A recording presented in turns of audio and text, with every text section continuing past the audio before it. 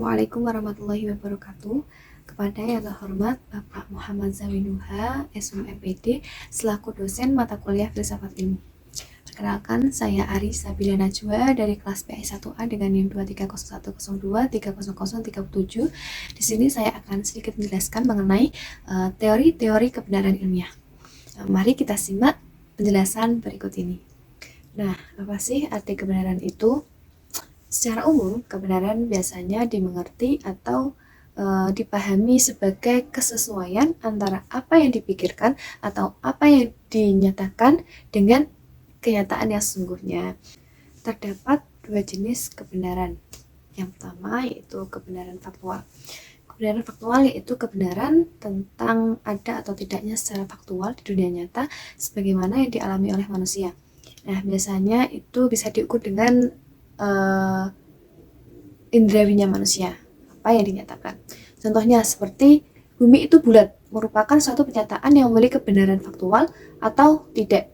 Pada prinsipnya harus bisa diuji kebenarannya berdasarkan pengamatan indrawi. Sedangkan yang kedua yaitu kebenaran nalar, itu kebenaran yang terdapat dalam logika dan matematika.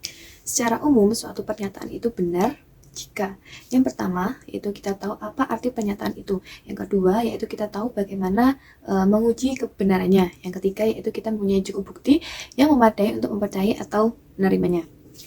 Kalau ketiga syarat tersebut tidak terpenuhi, maka akan terasa aneh bagi kita untuk menyatakan bahwa pernyataan itu benar ataupun salah.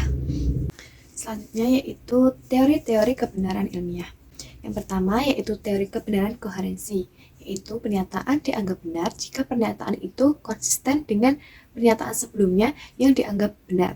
Contohnya, bila kita menganggap bahwa manusia pasti akan mati adalah suatu pernyataan yang benar, maka pernyataan bahwa si Imron adalah seorang manusia dan si Imron akan mati adalah benar pula, sebab pernyataan keduanya adalah konsisten dengan pernyataan yang pertama.